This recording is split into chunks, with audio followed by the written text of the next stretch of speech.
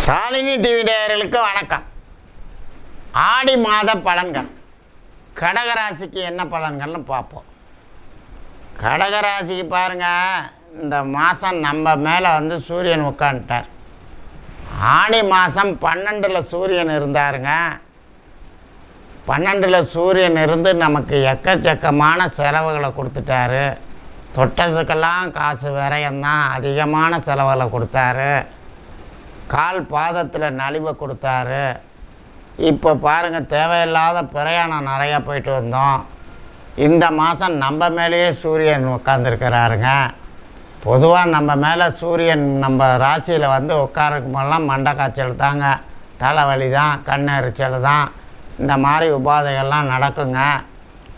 என்ன இருந்தாலும் ராசியில் புதன் இருக்கிறாரு, ராசியில் சுக்கிரன் இருக்கிறார். சுக்கிரன் இருக்கிறதும் பாதகாதிபதி தாங்க. அதாவது ஒரு நன்மை செய்கிற மாதிரி அதிக செலவை இழுத்து விடுவார். ஏன்னா பாதகாதிபதி இல்லைங்களா. எந்த வகையிலன்னா, 4 சுக்கிரன், அவர் இப்போ நம்ம ராசியில் உட்காந்துக்கிட்டார்.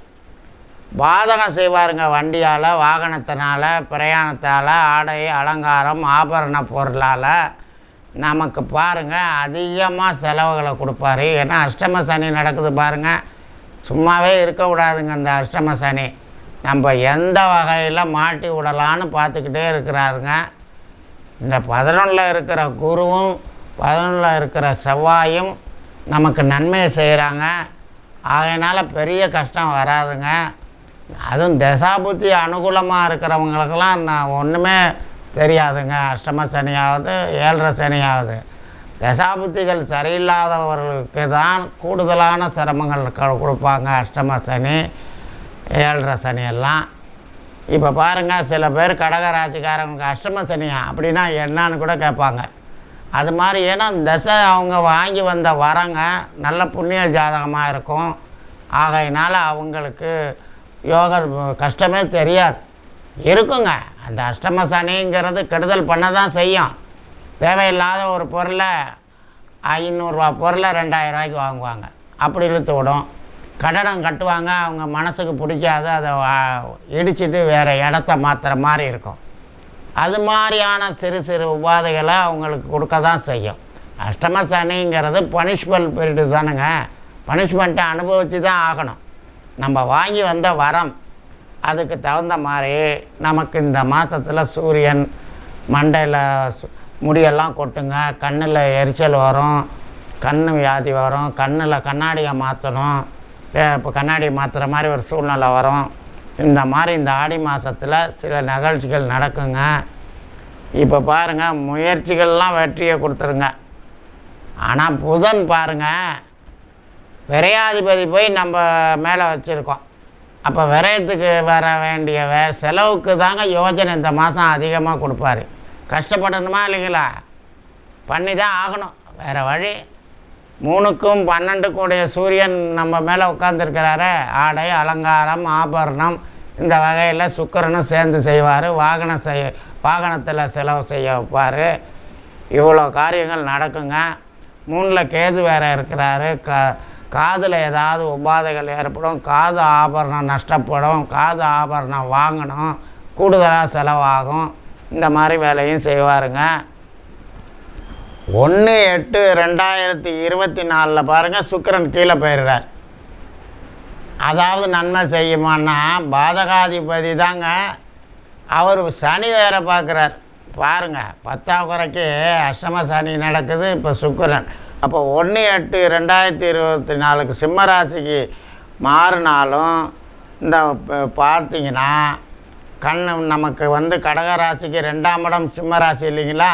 2ஆம் இடங்கிறது தனம், வாக்கு, பேச்சு, கண், இதில் உபாதை கொடுக்க தான் செய்யுங்க. வாகன உபாதை கொடுக்கும். கண்ணில் பாருங்கள் ஏதாவது சிரமங்களை கொடுக்கும். இது 1/8க்கு மேலே செய்யுங்க. இந்த வேலையெல்லாம் அதிகமாக செலவு வருங்க. உபாதை, நசில் பீடை இந்த மாதிரிலாம் கொடுப்பாருங்க. மொத்தத்தில் இந்த மாதம் நம்ம மேலேயே ஜென்மத்தில் சூரியன் தலைவலி, மண்டைக்காய்ச்சல், செலவுகள் கொடுக்கக்கூடிய மாதங்க. சூதகமாக நடந்துக்கங்க, டேக் இட் ஈஸி பண்ணிக்கங்க, கோவப்படாதீங்க, சூடாக பேச்சு வரும். அஷ்டம சனி நடக்கும்போது சாபம் கொள்முதல் பண்ணிடாதீங்க. எல்லோர்கிட்டையும் வணக்கமாக நடந்துக்கோங்க. பெரியவங்கள்ட்டெல்லாம் மரியாதையாக நடந்துக்கோங்க. தினம் சூரிய நமஸ்காரம் பண்ணுங்கள். கோவிலுக்கு போகாமல் இருக்காதீங்க. ஏன்னா கோவிலுக்கு கூட போக விடாதுங்க. நீங்கள் இன்றைக்கி சாயந்தரம் போகணுன்னு இருப்பீங்க, மழை வந்துடும், இல்லைன்னா யாராவது வந்துடுவாங்க. அந்த மாதிரி கோவிலுக்கும் போக முடியாமல் தெய்வ தரிசனம் பண்ணுறதுக்கும் நம்மளை விடாதுங்க. இந்த மாதிரி வேலையெல்லாம் அஷ்டம சனி செய்யும். ஆகையினால் விடாப்பிடியாக சோதனை காலம் வந்தாலும் முயற்சி செய்து ஆலயங்கள் பெரியவர்கள் இவங்களெல்லாம் தரிசனம் பண்ணி, குருமார்களெல்லாம் தரிசனம் பண்ணி நல்ல சாபங்கள் வாங்காமல் ஆசீர்வாதம் நிறையா வாங்கிக்கங்க. இந்த அஷ்டம சனி முடிகிற வரைக்கும் நமக்கு இப்போ உபாதைகள்லாம் குறையும். அடுத்தபடியாக பாருங்கள், 17, 18 சிரமத்தை வரவழைக்கும். ஜாக்கிரதையாக இருங்க. 19ஆம் தேதி அதிகமான டென்ஷனுங்க. 20, 21 வரவு மகிழ்ச்சி. 22 கூடுதலான டென்ஷனுங்க, கோபம் வரும், கொஞ்சம் ஜாக்கிரதையாக இருந்துக்கோங்க. 23 வெட்டி அலைச்சல், வீண் வேலை, பிரயாணமும் வருங்க. 24, 25 சந்திராஷ்டமம், உஷாராக நடந்துக்கோங்க. எப்பொழுதும் வழக்கமாக உள்ள வேலைகளை மட்டும் செய்ய, புதுசாக எந்த வேலையும் செய்யாதீங்க. சங்கடப்படக்கூடிய நாள் சந்திராஷ்டமம். 26, 24, 25 சந்திராஷ்டமம். 26 தடங்கள், தாமதம், நஷ்டம். 27 வரவு மகிழ்ச்சி, சந்தோஷம். 28, 29 தடங்கள், தாமதம் தாங்க. 30, 31 வரவு. 1, 8 மகிழ்ச்சி. 2, 3 அதிக விரயம், கண்ணை ஒருத்தர மாதிரி செலவு. 4, 5 சோம்பலுங்க. யோஜனை பூரா செலவுக்கு தான் வருது.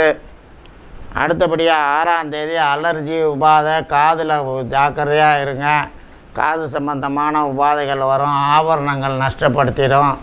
இல்லைன்னா காதில் இருக்கிற ஆபரணத்தை போட்டுட்டு வேறு புதுசாக வாங்கக்கூடிய சூழ்நிலை ஏற்படும். அப்போ டபுள் செலவு வருதுங்களா, அந்த மாதிரி ஏதாவது உபாதை பண்ணும். அடுத்தது 7, 8 கண்ணில் உபாதை, சூடான பேச்சு வரும், நாவடக்கமாக இருந்துக்கோங்க. 9ஆம் தேதி டென்ஷன் அதிகமாக இருக்குங்க. அன்றைக்கி கொஞ்சம் பொறுமையாக இருங்க, நாவடக்கமாக இருங்க. 10, 11 மகிழ்ச்சி, சந்தோஷம், வரவுங்க. 12, 13 தடங்கள், தாமதம், காரிய தாமதம். 15 நலிவு, உடல் உபாதைங்க. 16 வரவு மகிழ்ச்சிங்க. வணக்கம்.